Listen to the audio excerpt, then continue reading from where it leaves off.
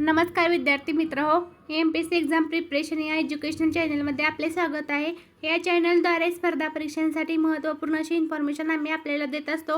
आजच्या व्हिडिओमध्ये आपण स्पर्धा परीक्षांसाठी काही महत्त्वाचे असे 40 क्वेश्चन्स पाहणार आहे की जे क्वेश्चन्स फक्त आपण 30 मिनिटाच्या व्हिडिओमध्ये पाहणार आहे आणि हा अत्यंत इन्फॉर्मेटिव्ह व्हिडिओ आहे. त्यामध्ये पहिला प्रश्न आहे, जननी सुरक्षा योजना केव्हापासून अंमलात आणली?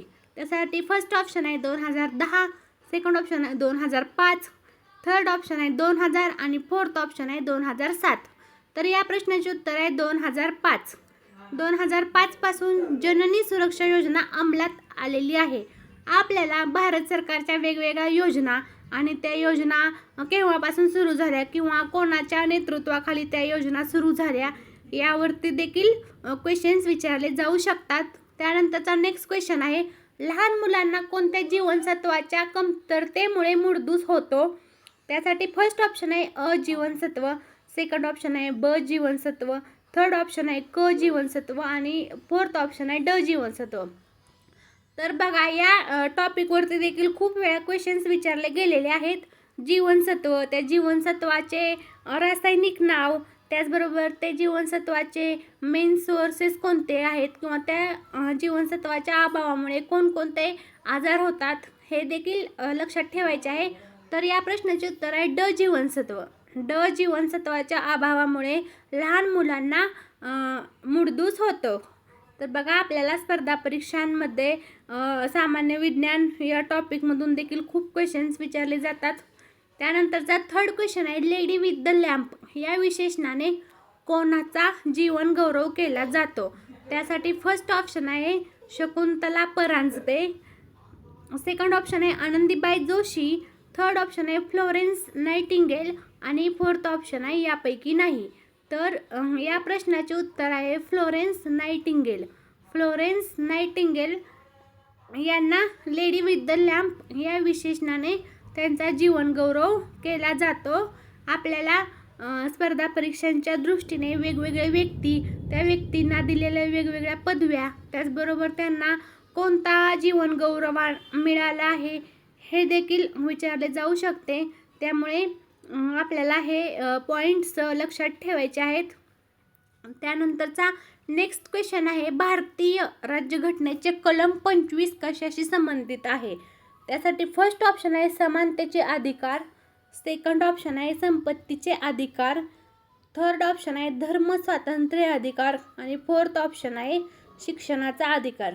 तर बघा, आपल्या भारतीय राज्यघटनेमध्ये वेगवेगळे कलम आहेत आणि त्या कलमांचा वेगवेगळ्या अधिकारांशी संबंधित आहेत, म्हणजे स्पेसिफिक कलम त्या अधिकाराशी रिलेटेड आहे. तर या प्रश्नाचे उत्तर आहे धर्म स्वातंत्र्य अधिकार.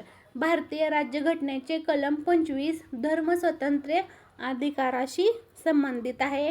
आपल्याला भारतीय राज्यघटनेवरती देखील महत्त्वाचे पॉईंट्स लक्षात ठेवायचे आहेत. भारतीय राज्यघटनेच्या शिल्पकार, त्याचबरोबर असणारे सदस्य, त्याच्या वेगवेगळ्या समित्या हे देखील लक्षात ठेवायचे. त्यानंतरचा नेक्स्ट क्वेश्चन आहे, सामान्यतः किडनीतून खालीलपैकी कशाचे गाळण होत नाही?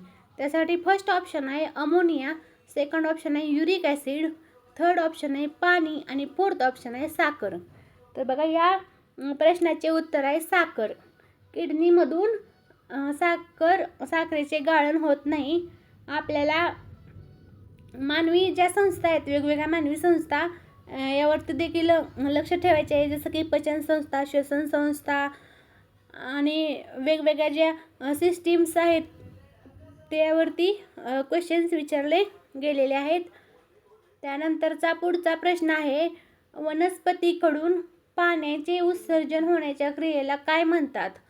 तर त्यासाठी फर्स्ट ऑप्शन आहे अनुवर्तन, सेकंड ऑप्शन आहे बाष्पोत्सर्जन, थर्ड ऑप्शन आहे रसारोहण आणि फोर्थ ऑप्शन आहे यापैकी नाही. तर आपला प्रश्न आहे, वनस्पतीकडून पाण्याचे उत्सर्जन होते त्या क्रियेला काय म्हणतात? तर याचे उत्तर आहे बाष्पोत्सर्जन. वनस्पतीकडून जी काही पाण्याचं उत्सर्जन होतं त्याला बाष्पोत्सर्जन असे म्हणतात. आपल्याला स्पर्धा परीक्षांसाठी वनस्पती, त्या वनस्पतींच्या वेगवेगळ्या ज्या क्रिया आहेत त्या क्रिया, बरोबर वनस्पतीचे वर्गीकरण यावरती लक्ष द्यायचे आहे.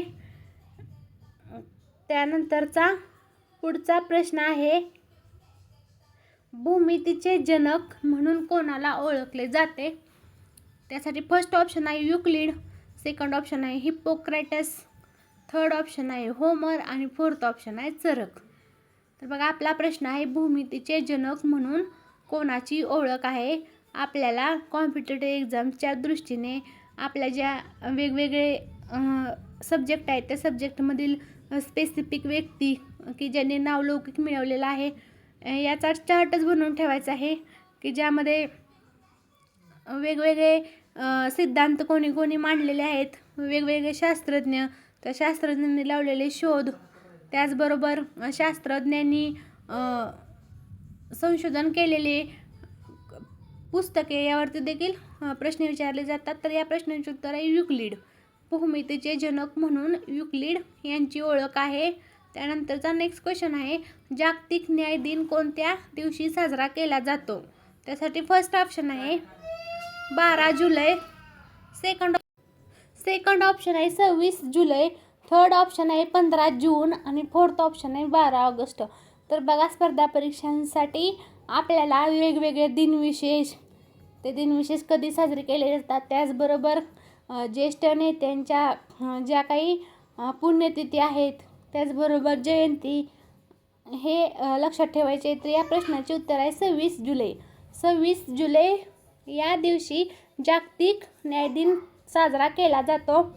आपल्याला आंतरराष्ट्रीय दिवस, त्याचबरोबर आपले राष्ट्रीय दिवस आणि आपल्या वेगवेगळ्या राज्यांचे दिवस हे देखील लक्षात ठेवायचे आहेत. त्यानंतरचा पुढचा प्रश्न आहे, पाटील शाळांची स्थापना कोणी केली?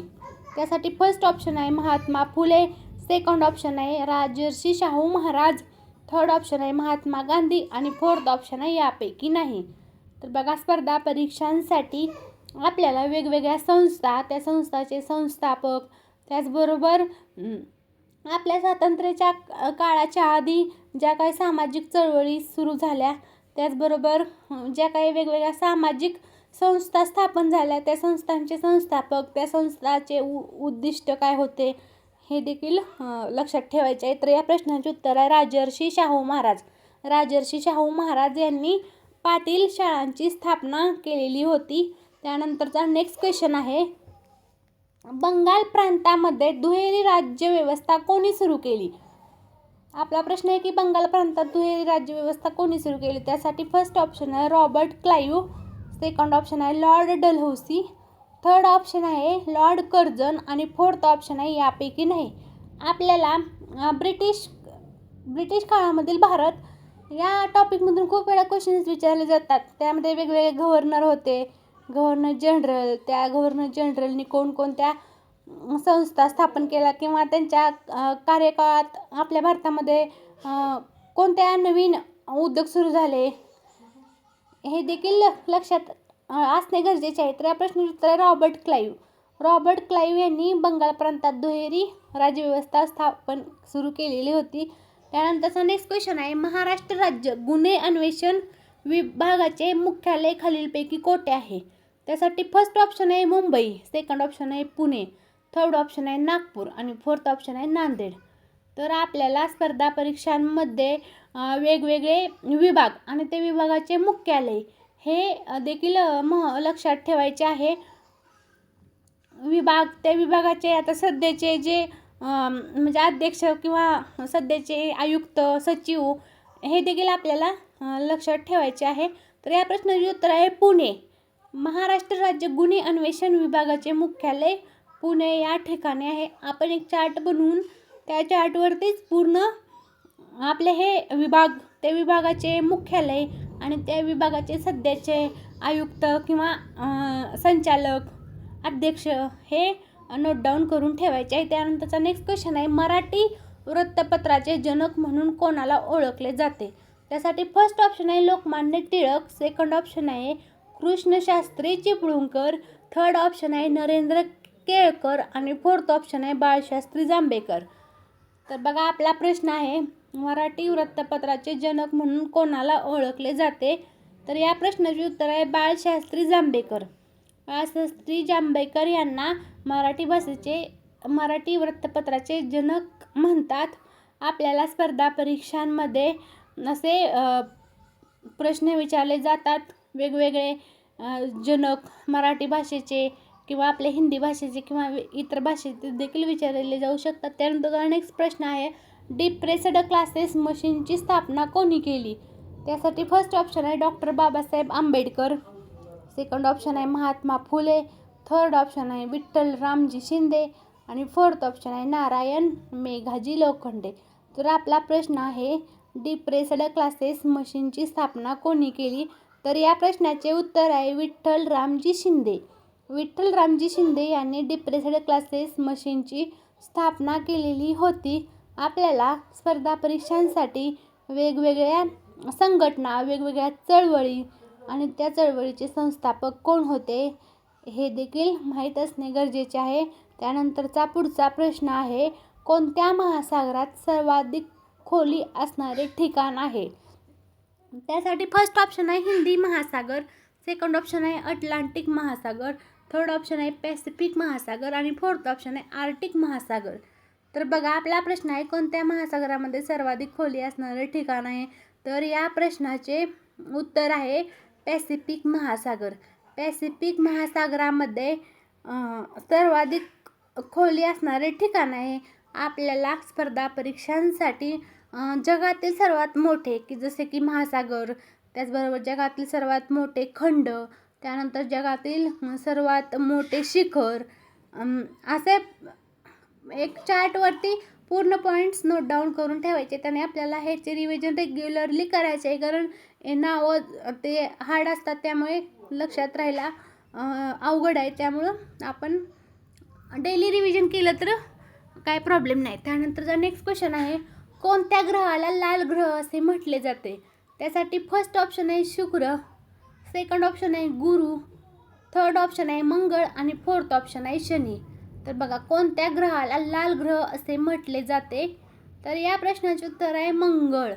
मंगळ या ग्रहाला लाल ग्रह असे म्हटले जाते. आपल्याला आपली सूर्यमाला जी आहे ती पूर्ण टॉपिकच लक्षात ठेवायचं आहे, कारण त्यामधून आपल्याला क्वेश्चन्स विचारले जाऊ शकतात. पृथ्वीच्या जवळचा ग्रह कोणता आहे, पृथ्वीच्या लांबचा ग्रह कोणता आहे. त्यानंतरचा नेक्स्ट क्वेश्चन आहे, ठाणे जिल्ह्याचे विभाजन होऊन पालघर जिल्हा कोणत्या तारखेस अस्तित्वात आला? त्यासाठी फर्स्ट ऑप्शन आहे 1 ऑगस्ट 2014, सेकंड ऑप्शन आहे 15 ऑगस्ट 2014, थर्ड ऑप्शन आहे 1 ऑगस्ट 2015 आणि फोर्थ ऑप्शन आहे 1 मे 2016. स्पर्धा परीक्षांसाठी आपल्याला वेगवेगळे जिल्हे आणि त्या जिल्ह्यापासून कोणत्या नवीन जिल्ह्याची निर्मिती झाली आणि त्या जिल्ह्याच्या निर्मितीची तारीख देखील आपल्याला माहीत असणे गरजेचे आहे. तर या प्रश्नाचे उत्तर आहे 1 ऑगस्ट 2014. 1 ऑगस्ट 2014 रोजी ठाणे जिल्ह्याचे विभाजन होऊन पालघर जिल्हा निर्माण झाला. यावरती आपल्याला 2 क्वेश्चन्स मिळतात. ठाणे जिल्ह्याचे विभाजन होऊन कोणता जिल्हा निर्माण झाला? तर प्रश्नाचे उत्तर आहे पालघर. त्यानंतरचा पुढचा प्रश्न आहे, भारतातील एकमेव जिवंत ज्वालामुखी कोणत्या ठिकाणी आहे? त्यासाठी फर्स्ट ऑप्शन आहे लक्षद्वीप बेट, सेकंड ऑप्शन आहे बॅरन बेट, थर्ड ऑप्शन आहे निकोबार बेट आणि फोर्थ ऑप्शन आहे दिएगो गार्गिया बेट. भारतातील एकमेव जिवंत ज्वालामुखी कोणत्या ठिकाणी आहे असा आपला प्रश्न आहे. तर या प्रश्नाचे उत्तर आहे बॅरन बेट. बॅरन बेट या ठिकाणी भारतातील एकमेव जिवंत ज्वालामुखी आहे. आपल्याला ज्वालामुखी, भारतातील ज्वालामुखी, त्यानंतर जगातील ज्वालामुखीचे ठिकाणे हे देखील माहीत असायला पाहिजे. त्यानंतरचा नेक्स्ट क्वेश्चन आहे, ईस्ट इंडिया असोसिएशन केव्हा स्थापन झाली? त्यासाठी फर्स्ट ऑप्शन आहे 1869, सेकंड ऑप्शन आहे 1800, थर्ड ऑप्शन आहे 1860 आणि फोर्थ ऑप्शन आहे 1850. आपल्याला वेगवेगळ्या संस्था म्हणजे ब्रिटिश काळामध्ये स्थापन झालेल्या, त्याचबरोबर स्वातंत्र्यानंतर वेगवेगळ्या सामाजिक संस्था स्थापन झाल्या. त्या संस्था केव्हा स्थापन झाल्या, कोठे स्थापन झाल्या आणि त्या संस्थांचे संस्थापक कोण होते, त्याचबरोबर त्या संस्थांचे उद्दिष्ट काय होते यावरती लक्ष द्यायचे आहे. त्याचे उत्तर आहे 1869. 1869 साली ईस्ट इंडिया असोसिएशन या संस्थेची स्थापना झालेली होती? आपल्याला ज्या काही स्वातंत्र्याच्या आधीच्या काळात वेगवेगळ्या सामाजिक संस्था स्थापन झालेल्या होत्या, त्या सामाजिक संस्थांची पूर्ण माहिती असणे गरजेचे आहे. त्यानंतरचा नेक्स्ट क्वेश्चन आहे, ईस्ट इंडिया असोसिएशनची स्थापना कोठे झाली होती? त्यासाठी फर्स्ट ऑप्शन आहे पुणे, सेकंड ऑप्शन आहे मुंबई, थर्ड ऑप्शन आहे चेन्नई आणि फोर्थ ऑप्शन आहे नवी दिल्ली. तर बघा, आपला आधीचा प्रश्न होता की ईस्ट इंडिया असोसिएशनची स्थापना केव्हा झाली होती? तर 1869 साली ईस्ट इंडिया असोसिएशनची स्थापना झालेली होती. तर ईस्ट इंडिया असोसिएशनची स्थापना मुंबई येथे झालेली होती. आपल्याला त्या एखाद्या संघटनेची स्थापनेचे स्थळ, ठिकाण देखील माहीत असायला पाहिजे, कारण स्पर्धा परीक्षांसाठी असे क्वेश्चन्स इम्पॉर्टंट आहेत. त्यानंतरचा नेक्स्ट क्वेश्चन आहे, महात्मा ज्योतिबा फुले यांनी कोणत्या समाजाची स्थापना केली? त्यासाठी फर्स्ट ऑप्शन आहे सत्यशोधक समाज, सेकंड ऑप्शन आहे आर्य समाज, थर्ड ऑप्शन आहे ब्राह्मो समाज आणि फोर्थ ऑप्शन आहे प्रार्थना समाज.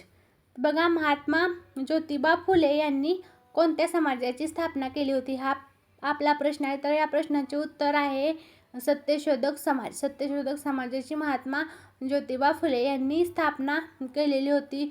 आपल्याला असे वेगवेगळे समाजसुधारक, त्या समाजसुधारकांनी स्थापन केलेल्या वेगवेगळ्या संस्था, परत त्याचबरोबर त्या संस्थेचे घोषवाक्य काय होते किंवा त्या संस्थांनी समाजासाठी कोणकोणती कार्य केली यावरती लक्ष द्यायचे आहे. त्यानंतरचा पुढचा प्रश्न आहे, लखनौ करार कोणत्या वर्षी झाला? त्यासाठी फर्स्ट ऑप्शन आहे 1917, सेकंड ऑप्शन आहे 1916, थर्ड ऑप्शन आहे 1918 आणि फोर्थ ऑप्शन आहे 1919. तर आपला प्रश्न आहे, लखनौ करार कोणत्या वर्षी करण्यात आला? आपल्याला स्पर्धा परीक्षांसाठी वेगवेगळे करार आणि त्या करारामध्ये कोणकोणत्या देशामध्ये तो करार झाला किंवा कोणत्या राज्यामध्ये करार झाला, कोणाच्या सहमतीने तो करार झाला, हे देखील माहीत असायला पाहिजे. तर या प्रश्नाचे उत्तर आहे 1916. 1916 मध्ये लखनौ करार करण्यात आलेला होता. आपल्याला हे क्वेश्चन्स महत्त्वाचे आहेत. त्यानंतर नेक्स्ट क्वेश्चन आहे, समानतेचा अधिकार कोणत्या कलमामध्ये नमूद करण्यात आलेला आहे? त्यासाठी फर्स्ट ऑप्शन आहे कलम 13, सेकंड ऑप्शन आहे कलम 15, थर्ड ऑप्शन आहे कलम 14 आणि फोर्थ ऑप्शन आहे कलम 16. समानतेचा अधिकार कोणत्या कलमामध्ये नमूद करण्यात आलेला आहे हा आपला प्रश्न आहे. स्पर्धा परीक्षांसाठी आपल्याला भारतीय राज्यघटना हा देखील पूर्ण टॉपिक अत्यंत महत्त्वाचा आहे, कारण यामधून खूप क्वेश्चन्स विचारले गेलेले आहेत किंवा येणाऱ्या एक्झाममध्ये देखील यावरती खूप क्वेश्चन्स विचारले जाऊ शकतात. तर या प्रश्नाचे उत्तर आहे कलम 14. कलम 14 मध्ये समानतेचा अधिकार नमूद करण्यात आलेला आहे. आपल्याला वेगवेगळे कलम आणि त्या कलमानुसार कोणकोणते अधिकार किंवा कोणकोणते कायदे हे देखील आपल्याला माहीत असायला पाहिजे. त्यानंतरचा पुढचा प्रश्न आहे, मे जंगल जामो ही योजना कोणाशी संबंधित आहे? आपला प्रश्न आहे मो जंगल जामो ही जी योजना आहे तर ती कोणाशी संबंधित आहे? तर या प्रश्नासाठी पर्याय आहेत. फर्स्ट ऑप्शन आहे ग्रामीण, सेकंड ऑप्शन आहे शहरी, थर्ड ऑप्शन आहे आदिवासी आणि फोर्थ ऑप्शन आहे यापैकी नाही. तर बघा, आपला प्रश्न आहे की मो जंगल जामो ही योजना आदिवासीशी संबंधित आहे. आपल्याला वेगवेगळ्या योजना, त्या योजना कोणाशी संबंधित आहे, म्हणजे कोणाशी त्या योजनाचा संबंध आहे, त्याचबरोबर त्या योजनाचे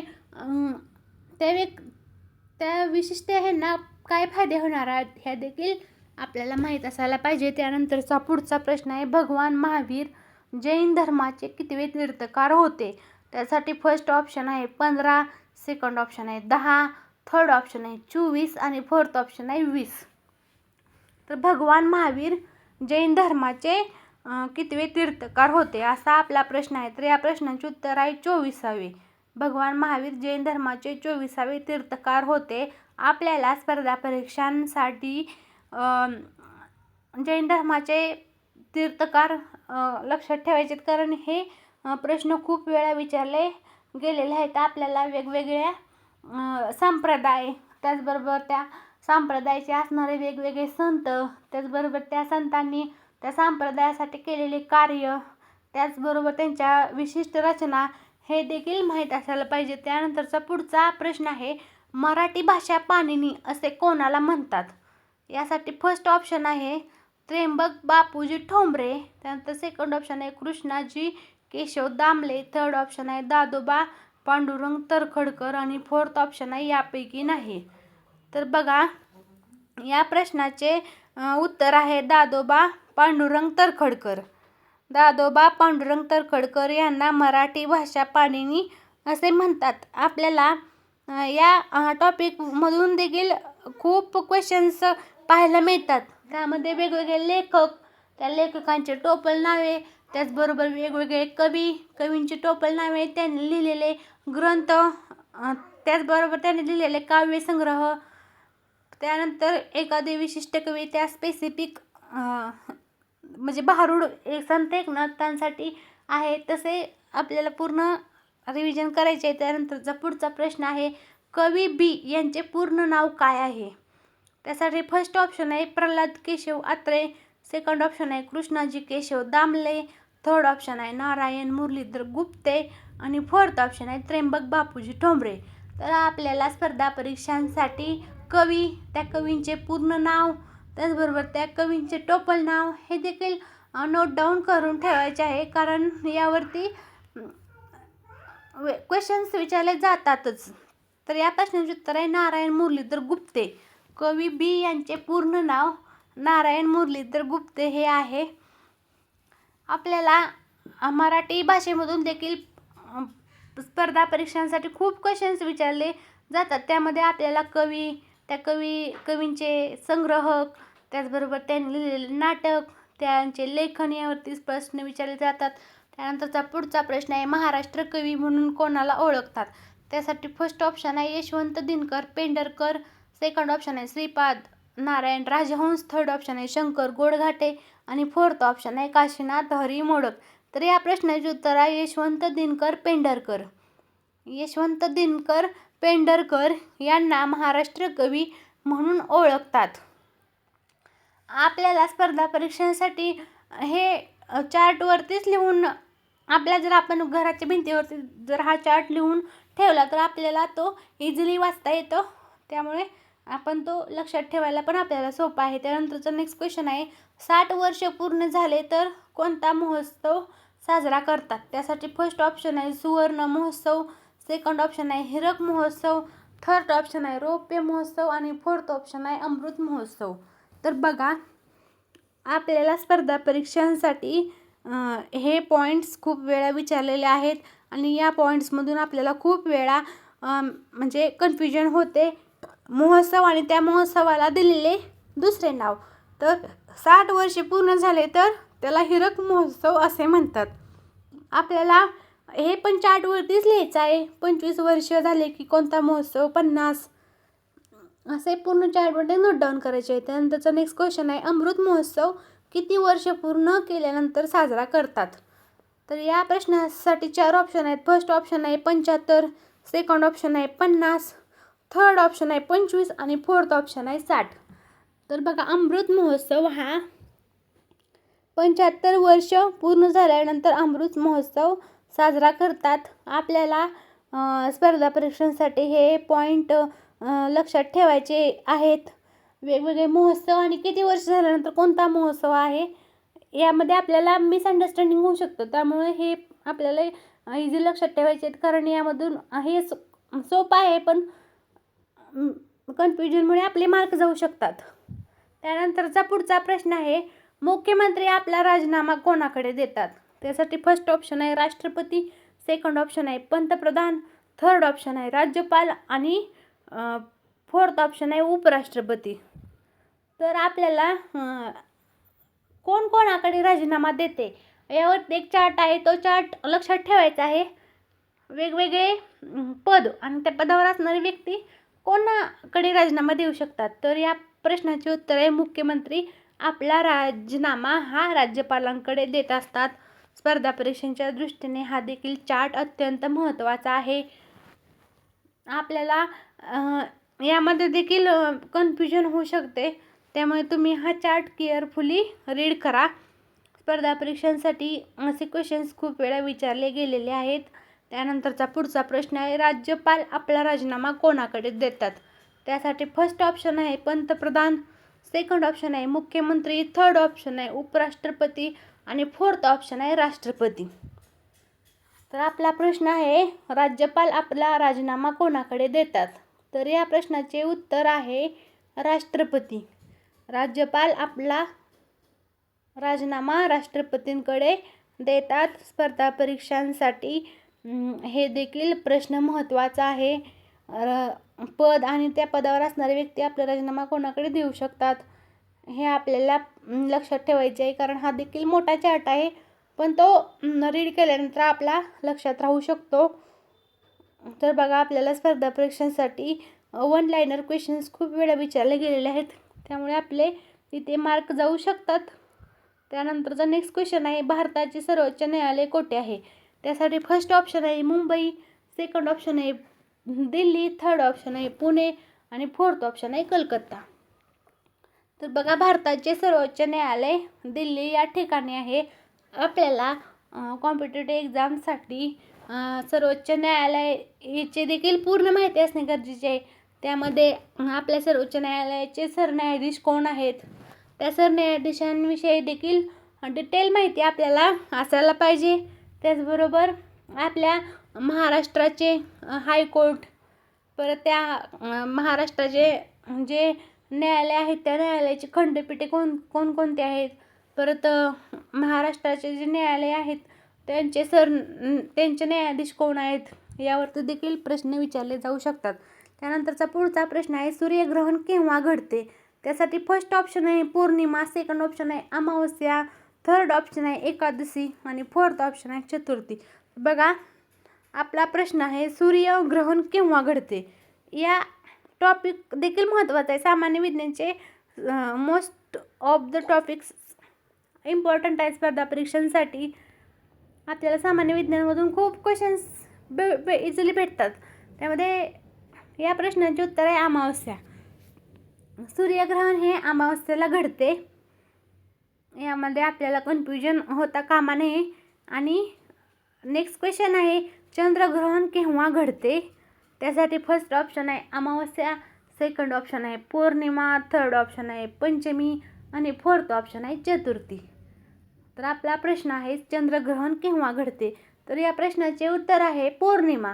पौर्णिमेला चंद्रग्रहण घडते, तर अमावस्येला सूर्यग्रहण घडते. हे आपल्याला लक्षात ठेवायचे आहे, कारण यामधून आपल्याला कन्फ्युजन होऊ शकते. सूर्यग्रहण अमावस्या आणि चंद्रग्रहण पौर्णिमेला असते. आपल्याला हे ग्रहणांविषयी, त्यानंतर ग्रहण, वेगवेगळे ग्रहणाचे प्रकार, खग्रास, सूर्यग्रहण, चंद्रग्रहणचे वेगवेगळे प्रकार हे देखील माहीत असायला पाहिजे. आणि त्यानंतरचा पुढचा प्रश्न आहे, उपग्रहाचे वलय असलेला ग्रह कोणता? त्यासाठी फर्स्ट ऑप्शन आहे शनी, सेकंड ऑप्शन आहे गुरु, थर्ड ऑप्शन आहे मंगळ आणि फोर्थ ऑप्शन आहे बुध. तर बघा, आपल्याला सूर्यमालेवरती देखील प्रश्न विचारले जातात. खगोलशास्त्रामधून देखील आपल्याला प्रश्न विचारले जातात. त्यामुळे आपल्याला सर्व पॉईंट्स हे केअरफुली लक्षातच ठेवायचे आहेत. सूर्यमालेमध्ये असणारे वेगवेगळे ग्रह, त्या ग्रहाचा परिवलन कालावधी, परिभ्रमण कालावधी हे देखील महत्त्वाचे पॉईंट आहेत. तर या प्रश्नाचे उत्तर आहे शनी. उपग्रहाचे वलय असलेला ग्रह हा शनी ग्रह आहे. आपल्याला इझी क्वेश्चन्स असतात, पण आपण न वाचल्यामुळे किंवा आपले कन्फ्युजन होऊन आपले मार्क जाऊ शकतात. त्यामुळे तुम्ही प्रत्येक पॉईंट हा केअरफुली वाचायलाच पाहिजे. त्यानंतरचा नेक्स्ट क्वेश्चन आहे, भारताचे पितामह कोणाला म्हणतात? त्यासाठी फर्स्ट ऑप्शन आहे महात्मा गांधी, सेकंड ऑप्शन आहे महात्मा फुले, थर्ड ऑप्शन आहे दादाभाई नौरोजी आणि फोर्थ ऑप्शन आहे लोकमान्य टिळक. तर बघा, या प्रश्नाचे उत्तर आहे दादाभाई नौरोजी. दादाभाई नौरोजी यांना भारताचे पितामह असे म्हणतात. महात्मा गांधी यांना भारताचे राष्ट्रपिता म्हणतात. स्पर्धा परीक्षांसाठी आपल्याला वेगवेगळे नेते, त्याचबरोबर त्या नेत्यांना असणारी टोपल नावे, त्यांच्या उपाध्या, पदव्या यावरती क्वेश्चन्स खूप वेळा विचारले जातात. त्यानंतरचा नेक्स्ट क्वेश्चन आहे, भारताची संसद कोठे आहे? त्यासाठी फर्स्ट ऑप्शन आहे मुंबई, सेकंड ऑप्शन आहे पुणे, थर्ड ऑप्शन आहे दिल्ली आणि फोर्थ ऑप्शन आहे चेन्नई. तर आपला प्रश्न आहे, भारताची संसद कोठे आहे? तर या प्रश्नाचे उत्तर आहे दिल्ली. भारताची संसद दिल्ली या ठिकाणी आहे. आपल्याला स्पर्धा परीक्षांसाठी खूप असे क्वेश्चन्स इझिली विचारले जातात, आपल्याला लक्षात ठेवायचे आहेत. त्यानंतरचा भारताची संसद या प्रश्नाचे उत्तर आहे दिल्ली. आपल्याला संसदेमध्ये असणारे सदस्य कोणकोणते आहेत किंवा संसदेमधील सदस्यांची संख्या किती आहे हे देखील वन लाइनर क्वेश्चन्स आहेत, ते लक्षात ठेवायचे. त्यानंतरचा पुढचा प्रश्न आहे, महाराष्ट्रातील पहिले जलविद्युत केंद्र कोठे स्थापन झाले? महाराष्ट्रातील पहिले जलविद्युत केंद्र कोठे स्थापन झाले? त्यासाठी फर्स्ट ऑप्शन आहे जायकवाडी, सेकंड ऑप्शन आहे उजनी, थर्ड ऑप्शन आहे खोपोली आणि फोर्थ ऑप्शन आहे राधानगरी. तर बघा, आपल्याला खूप वेळा महाराष्ट्रातील पहिले, त्याचबरोबर देशातील पहिले यावरती देखील प्रश्न विचारले जातात. त्यामुळे आपल्याला हे देखील पॉईंट्स केअरफुली लक्षात ठेवायचे आहेत. तर महाराष्ट्रातील पहिले जलविद्युत केंद्र खोपोली येथे स्थापन झालेले होते. आणि आपल्याला महाराष्ट्रातील पहिले दूरदर्शन केंद्र, त्याचबरोबर महाराष्ट्रातील पहिले आकाशवाणी केंद्र, त्यानंतर महाराष्ट्रातील पहिले मातीचे धरण, महाराष्ट्रातील पहिले जे आहेत ते पूर्ण चार्ट आपण नोट डाऊन करायचा आहे. त्यानंतरचा नेक्स्ट क्वेश्चन आहे, महाराष्ट्रातील पहिला सहकारी साखर कारखाना कोणत्या जिल्ह्यात आहे? त्यासाठी फर्स्ट ऑप्शन आहे अहिल्यानगर, सेकंड ऑप्शन आहे सोलापूर, थर्ड ऑप्शन आहे पुणे आणि फोर्थ ऑप्शन आहे कोल्हापूर. तर बघा, महाराष्ट्रातील पहिला सहकारी साखर कारखाना कोणत्या जिल्ह्यात आहे? तर या प्रश्नाचे उत्तर आहे अहिल्यानगर. अहिल्यानगर येथे महाराष्ट्रातील पहिला सहकारी साखर कारखाना स्थापन करण्यात आलेला होता आणि अहिल्यानगर या जिल्ह्यात साखर कारखान्याचा जिल्हा देखील म्हणतात. आपल्याला स्पर्धा परीक्षांसाठी हे पॉईंट्स खूप असे महत्त्वाचे आहेत. महाराष्ट्रातील पहिली सूतगिरणी कोठे स्थापन केलेली होती हे देखील विचारले जाऊ शकते. त्यामुळे आपण महाराष्ट्रातील पहिले यावरती पूर्ण नोट डाऊन केलेले पाहिजे. त्यानंतरचा नेक्स्ट क्वेश्चन आहे, महाराष्ट्रातील पहिले उपग्रह दळणवळण केंद्र कोठे स्थापन झाले? त्यासाठी फर्स्ट ऑप्शन आहे पुणे, सेकंड ऑप्शन आहे मुंबई, थर्ड ऑप्शन आहे नागपूर आणि फोर्थ ऑप्शन आहे सोलापूर. तर महाराष्ट्रातील पहिले उपग्रह दळणवळण केंद्र पुणे येथे स्थापन झालेले होते आणि या ठिकाणाचे नाव आहे आर्वी. आर्वी हे ठिकाणी महाराष्ट्रातील पहिले दळणवळण केंद्र स्थापन झाले की जे ठिकाण पुणे जिल्ह्यामध्ये आहे. तर बघा, आजच्या व्हिडिओमध्ये आपण स्पर्धा परीक्षांसाठी काही महत्त्वाचे असे 40 क्वेश्चन्स पाहिलेले आहेत, जे क्वेश्चन्स तुम्हाला येणाऱ्या कोणत्याही एक्झामसाठी अत्यंत महत्त्वाचे आहेत. त्यामुळे तुम्हाला हा